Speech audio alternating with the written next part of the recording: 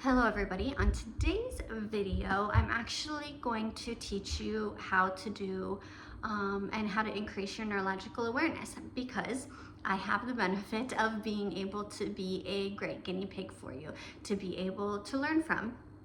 So if you are unaware, my background is that I am a neurologically focused therapist, and I currently have a brain tumor.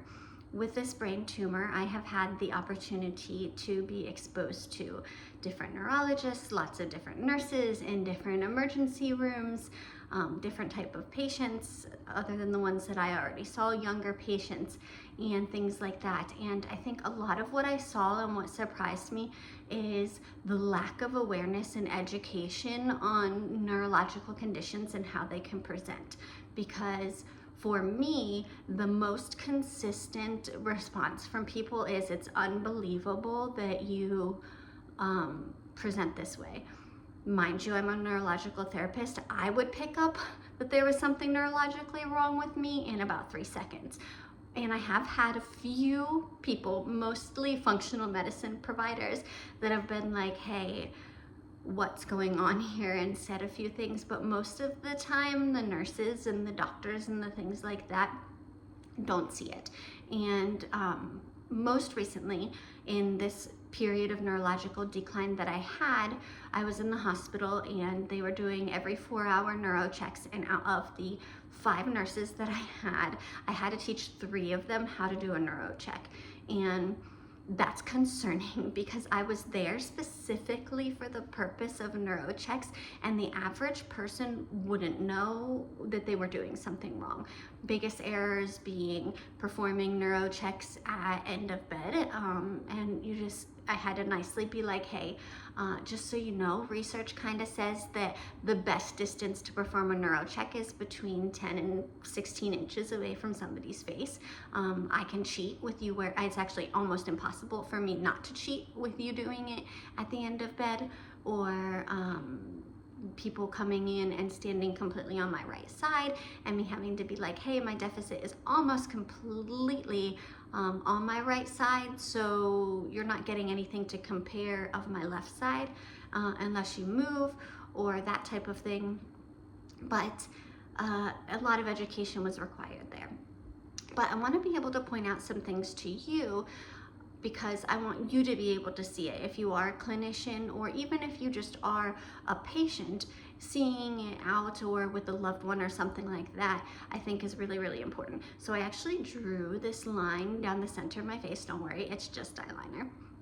But the reason for that being is our brains try to complete people's face as a whole image, right? So when you're trying to compare someone's right side of their face versus their left side, it's really, really hard unless you get some type of level of separation there. So me drawing this line, which is kind of vanishing on me here, me drawing this line is automatically going to give your brain the ability to see these as 2 different structures so that you can compare them. And you can tell if you're watching this video right now that instinctually I want to sit here like this and look at this camera. Because of the line, I'm forcing my face to straighten out, and I'm kind of trying to force my eyes to align. You can see that my right eye doesn't really want to do that. It's a little bit further out. I'll do a little bit of some visual tracking here in a minute, but I just want to point out the 2 differences in the muscle structure. So as I talk, you see a whole lot more motion on this side of my face, right? Especially in here. The resting tone of this side of my face is somewhat activated, and the resting tone of your face should be somewhat activated. This side of my face, you're almost getting a little bit of like a Botox-like appearance. This is the same thing clinically and neurologically that you would see with a patient that has Parkinson's disease, when they're referring to it as like masking, or that their facial features become less apparent. It's that neurologically, I just have less performance here. I have less overall tone. I have less muscles doing different jobs. You can just really, really see the difference in the 2. So as I speak, you can also see that on this side, I have a very consistent reoccurrence of a dimple. I did used to have them on both sides. This one is now gone. It just is what it is. I'm not really sure when it vanished, but it did. And you can see around my eyes, this eye stays significantly more open for a longer period of time than this eye does. Instinctually, sometimes I want to go like this because it's helping my vision a little bit and keeping my eyes in line. But really, overall, there is just a little bit of a size difference between the two eyes that was not there prior to my neurological decline. No matter how hard I have tried, I have been unable to perform a neuro check on myself. I have tried a million times and it just is, it's impossible. You can't do it. I don't know if my brain shuts it out or what, but despite my inability to perform an actual neuro check, I'm very aware and I can tell when things start to drift off or when the neurological performance is just not where it should be. So I'm going to do a little bit of a visual tracking here. I want you to watch my two eyes and see if they stay in line, see if there's any type of a delay, see if there's anything like that.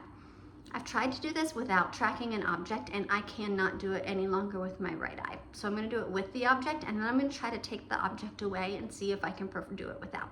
So I have the pen, I have both eyes looking at the object and I'm going to follow it out. I'm now seeing two different pins and I'm coming back.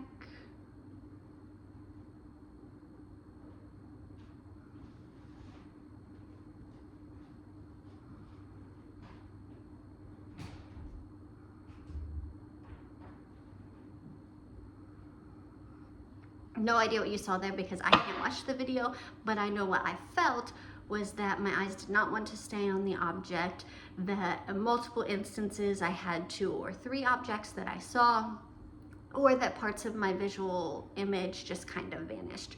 So those are things that we do there. Now, if I wanted to strengthen that and improve it, I want to go through the different motions of my eyes. And I do a lot of patching one eye or focusing on an object, and I pick an object with this eye and I get my eye focused on that, and then I get this eye and then I focus on it with that eye, and then I try to join the images with my brain and try to force them to align. It's not something I expect the average person to be doing for a hobby, but it does a good job of help getting my images back in line. I'm trying to track and build the muscle strength and coordination between the two eyes. I try to do that pen tracking without anything and with both eyes. And I just go look out, look in, look out, look in, look out, look in, look out, look in. What I see as the patient that I would have never known as the provider is, in all reality, my brain stops listening to both eyes. And what this eye is doing, I don't even know. My brain's only processing the imaging from this eye. And it took me a long time to kind of figure that out and what was going in, but it's like my brain has prioritized that this is the more accurate image and that's where it's going to get the information from. Now, coming back to why it's so important for people to understand this and know this, because there are 2 major things that have been said to me, and mind you, these people that see me sitting there, they have no idea who I am or what my education level is or where my research has been, but 2 things that have been said to me or haven't been said to me, which I think is crazy, in these appointments that I've went to about all of these neurological changes.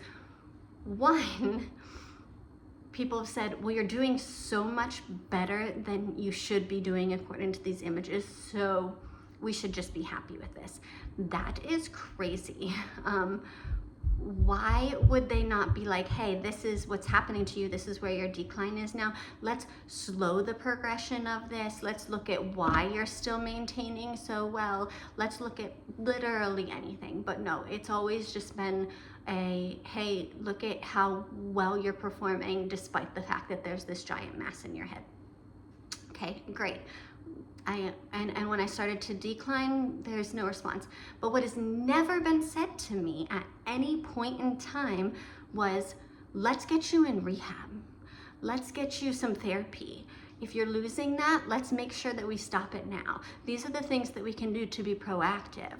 Let's make sure that we're doing these exercises. If you can't see over there, let's get you in a vestibular therapist. If you're standing at the top of the stairs and that's now scaring you because you don't feel stable, let's address that.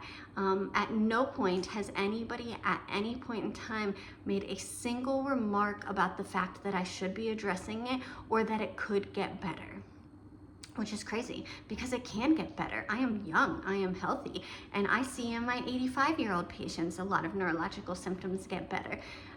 But that is not people's basis of knowledge these days, and it's just really not what they think. So my second video is going to be to go over some of the things that I consistently do and how I have been able to gain a lot of the losses back. Today I'm presenting a little bit worse. I'm tired. Eli was up all night sick. Things are going to show up a whole lot more then, but even that piece of information that my neurological symptoms are going to be worse when I'm tired is something that is important for the general public to know, because I had one neurologist one time say, well, if it doesn't test positive absolutely every time, it's not neurological. That's the craziest thing I've ever heard. What do you mean that it's not neurological? What about areas of partial preserve? That's not how our brain loses it all. What if I'm actively losing it? What if I already lost it and I'm working on getting it back and new wires are taking over that area? I don't understand where that stance comes from at all. So that's not true. If you don't test positive neurologic, some days I can pass a perfect neuro test. Just because sometimes your test results or your performance are different than other times doesn't mean it's not neurological. So follow up with my second video and I will show you some of the things that I have done that have helped me successfully come back from a lot of this, and show you a picture of where my eye was a few weeks ago and how little control I had over it versus what I obviously have now, even extremely tired. So I hope that helps and gives you some education, and God bless.